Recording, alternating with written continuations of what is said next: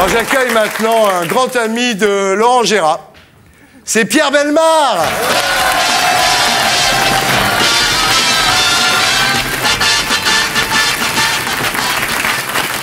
Bonsoir. Comment ça va? Ça va bien. Vous connaissez tout le monde? Harlem Désir? Oui, oui, bien sûr. Marion Cotillard, Taxi 1, Taxi 2 et puis d'autres choses. Richard Anconina, Six Pack, vous connaissez.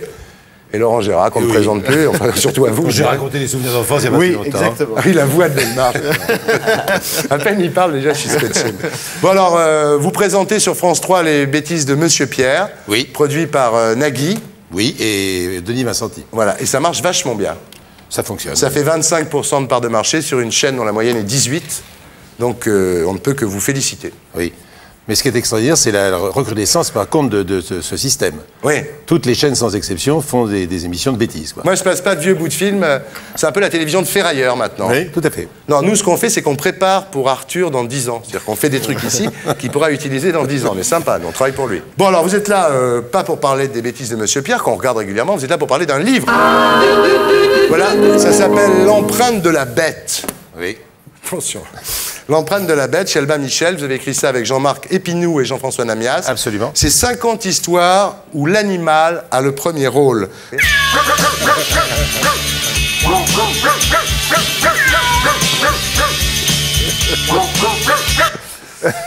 Bien, alors, donc vous avez fait votre première émission sur Téléachat en 87. C'est vous qui avez fait la première émission de Téléachat en 87. Oui. En France. Oui, oui, sur TF1. j'ai cet honneur. Le 5 octobre 1987. Et j'ai vendu, je peux vous dire ce que j'ai vendu quand même. Oui, bah, Premier objet que j'ai vendu. Il y avait des œufs.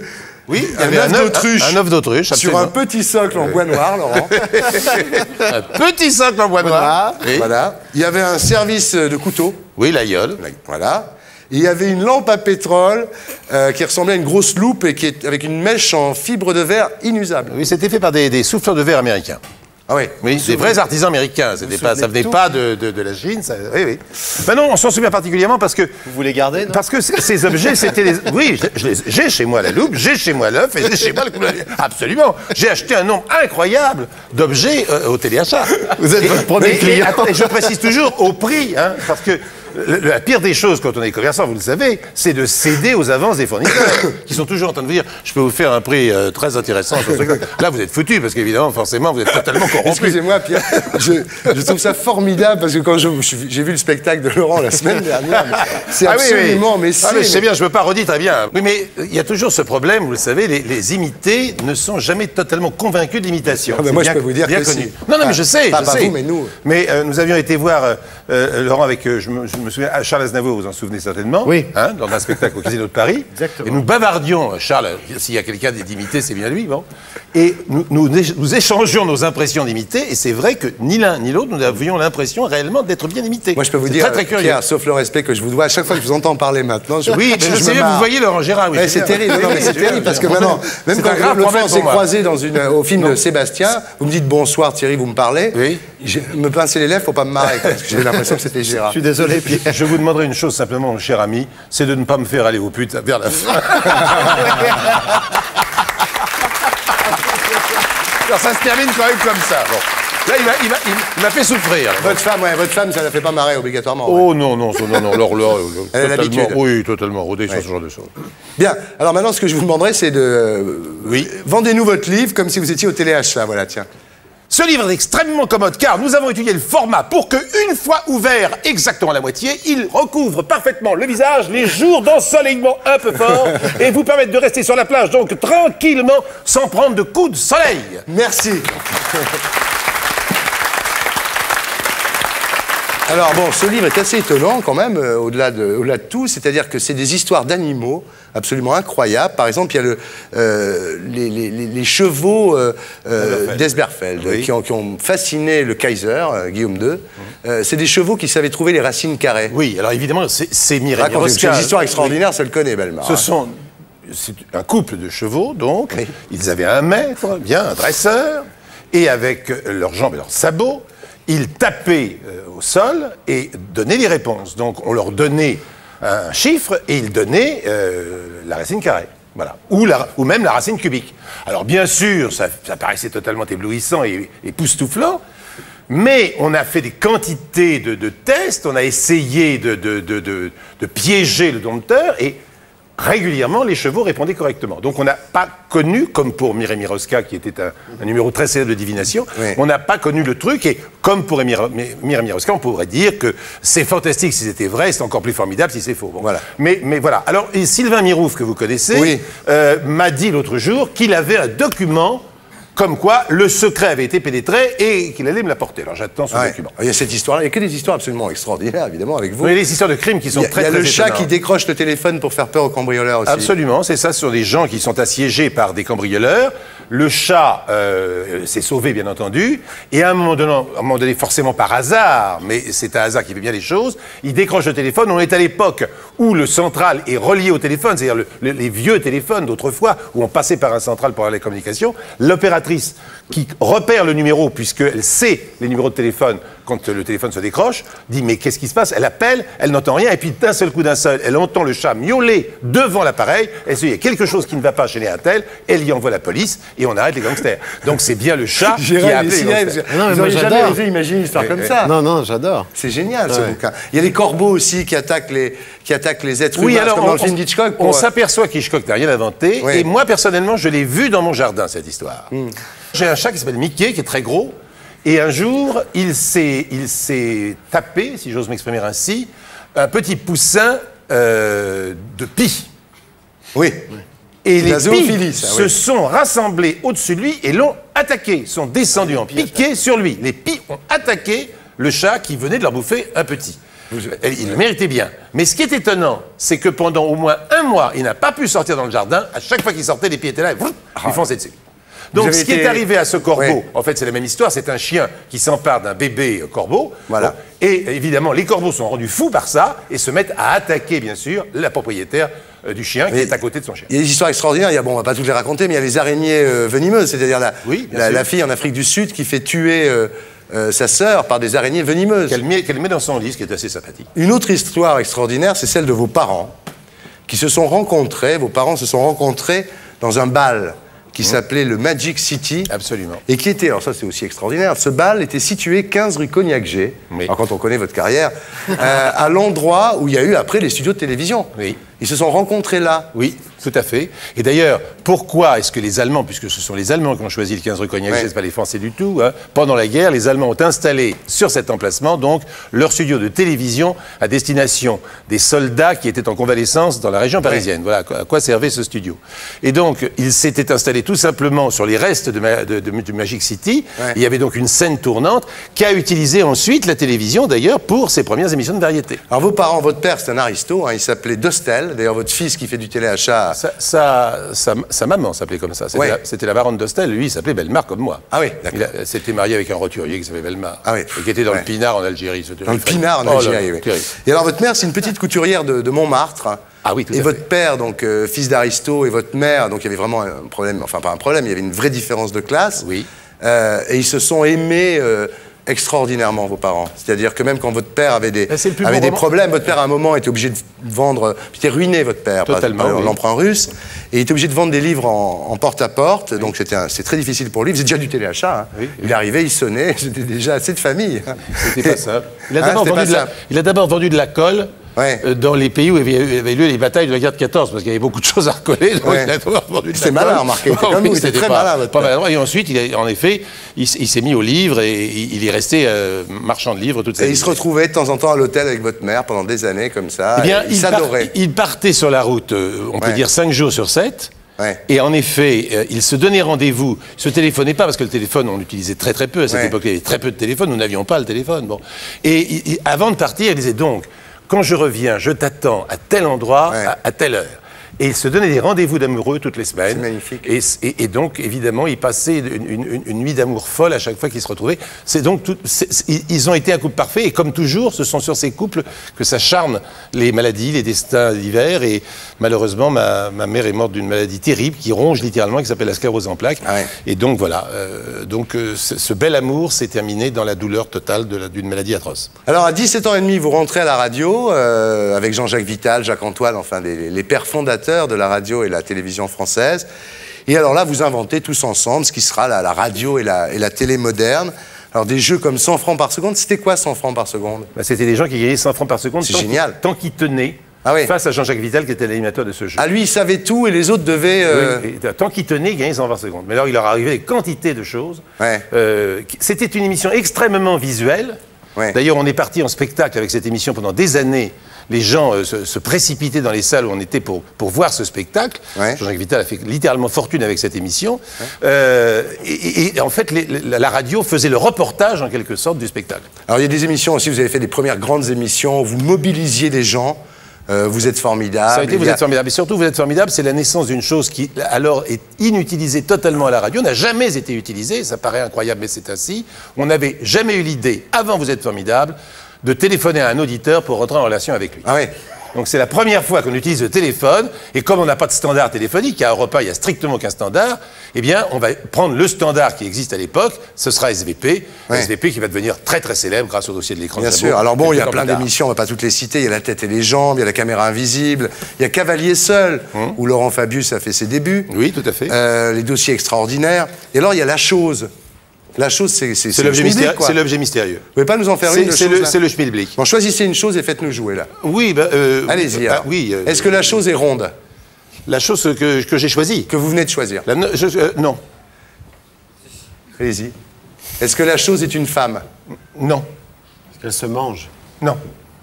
Marion? Est-ce qu'elle est molle? Ben non, justement. Est-ce que la chose est dure? Oui. Est-ce qu'elle a la peau douce après l'amour? Ben non. Est-ce que elle se mange? Ben, c'est-à-dire qu'elle se suçote. Aïe, aïe, aïe, j'ai peur de comprendre. Est-ce que la chose est sucrée? Non, justement. On suçote beaucoup ça, mais curieusement, c'est plutôt même amer. C'est un bâton de réglisse. C'est pas un bâton de réglisse, mais ça a un peu la forme, en effet, d'un bâton. C'est du bois de réglisse, non? Non, c'est pas du bois de réglisse, mais le mot bois peut s'employer en ce qui le concerne. Bois dont on fait les pipes. C'est pas du bois dont on fait les pipes, mais c'est du bois qu'on suce quand même. Écoutez, Est-ce que ça bouge tout seul? ça bouge tout seul. Ah non, mais on aime bien le faire bouger. C'est une pipe. On aime bien le faire bouger, pardon? Une pipe? Non, c'est pas une pipe. Non, allumette? non, non, pardon? Une allumette? Non, non. Qu'est-ce qu'on suce, enfin, qui est toujours mâchouillé, lamentable. Bon. Un chewing-gum? Non! C'est Non, du qui est en bois de réglisse, là, non? Qui est en bois. Un crayon, le Bravo! dis-donc. Bravo, venez. Bravo! Venez, monsieur, vous êtes une Bravo. star. Vous vous appelez comment? Yanis. Bravo Yanis, vous venez de gagner la chose, voilà, inventée donc par nos amis. Ils gagnaient quoi les gens à l'époque? Ah ben, c'était toujours l'histoire de la cagnotte, c'est-à-dire qu'on mettait tous les jours tant dans la cagnotte, et Ouais. le jour où on trouvait, la cagnotte était... Bon, ben, il y avait 100 francs dans la cagnotte. Je suis C'est un peu désolé. la valise de RTL aujourd'hui. Oui, c'est la valise d'RTL. Voilà. Et alors en 86, donc vous êtes viré, à l'âge de 55 ans, vous êtes viré de la télé. Oui, ça et de la nous est radio. tous Et de la arrivé. radio. Et alors là, vous, effectivement, pour que vos revenus financiers ne dépendent plus seulement de votre carrière d'animateur, c'est là que vous inventez donc le fameux téléachat. Oui, enfin, on adapte Ouais, pour la France. Vous l'avez lancé en France. C'est ça, on adapte pour la France une idée américaine qui n'est pas du tout faite aux États-Unis comme elle est faite en France. Ouais. Car nous, il va falloir s'intégrer à un programme. On va faire une émission de téléachat. Alors que aux États-Unis, ce sont des chaînes de téléachat qui ne Ouais. font que ça du matin Ouais. au soir. Tandis que nous allons créer un programme d'une demi-heure où on va vendre Voilà. des objets. Avec la cloche à 3 mages. Ouais, quoi. avec la cloche à 3 mages, absolument. Bien, on va faire une petite interview. Vous savez qu'on bouge pas pendant le jingle, vous le savez ça, Pierre?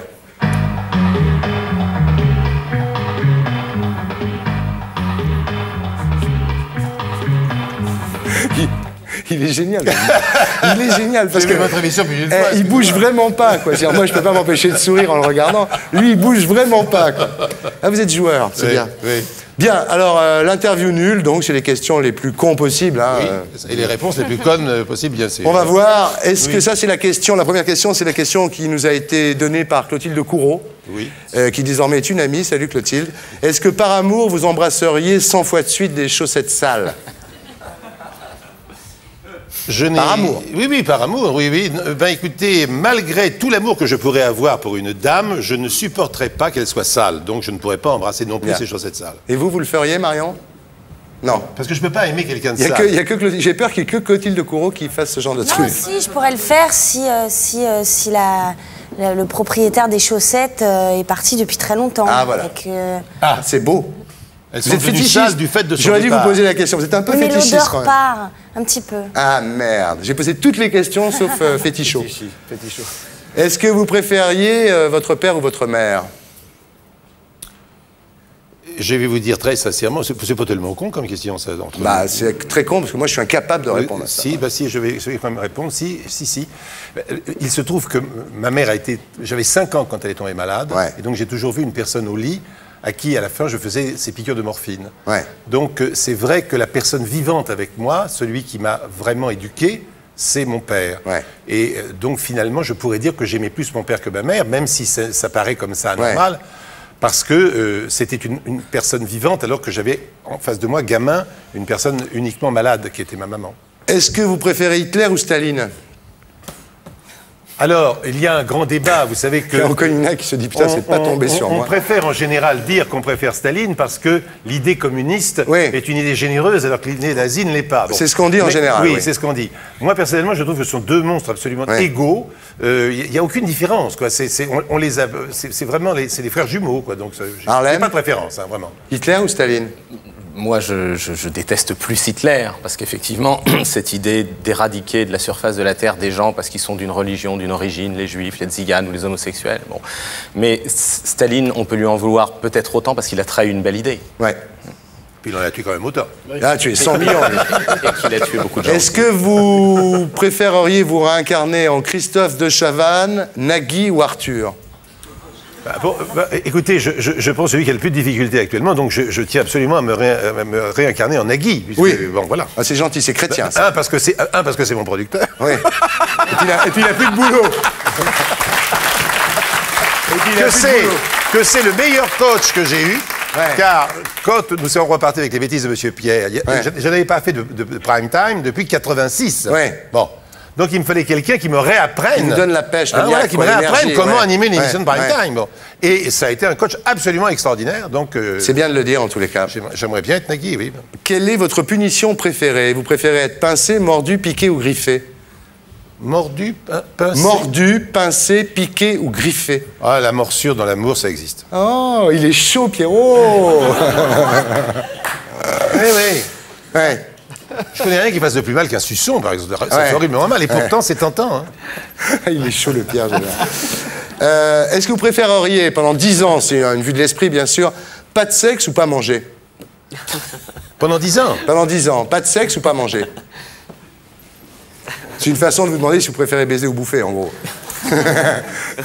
Ben, je pense quand même que pour partir sur 10 ans, hein, Ouais, 10 ans. comme on va forcément crever si on ne mange pas, il faut Ouais. quand même choisir de ne pas se taper quiconque, quoi. C'est Ouais. ça le problème. Ah oui, d'accord. Mais si vous êtes tout seul, Ouais. moi, je veux bien être Robinson Crusoe, quoi. C'est Ouais. quand même supportable. Oui. Et enfin, vendredi arrive, et là, quand même, on se console.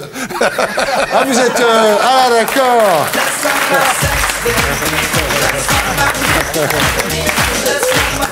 Ah, d'accord. Bon, vous préféreriez être aveugle et sourd ou amputé des bras et des jambes? Non, là, c'est vraiment des questions à la con. Des questions à la con, hein, je C'est l'avais tragique, prévenu. ce truc. Bon, Ouais.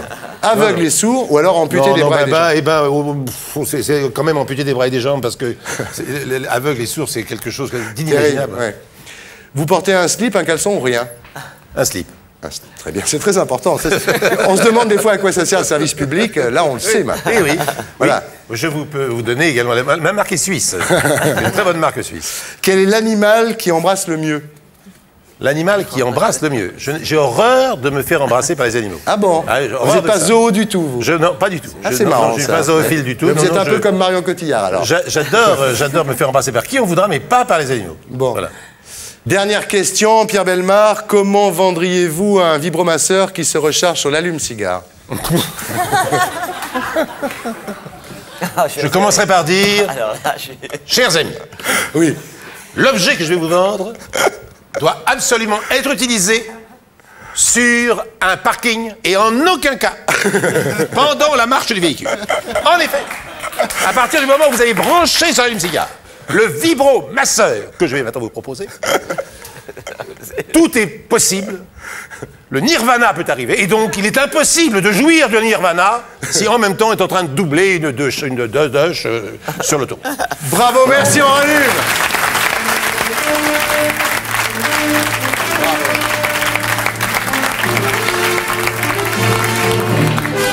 On peut lui faire un triomphe. Pierre Bellemare pourrait lui aussi jouer dans un péplum. Et pour être sûr de ne rien rater, Inarditude, abonnez-vous, mettez un pouce bleu.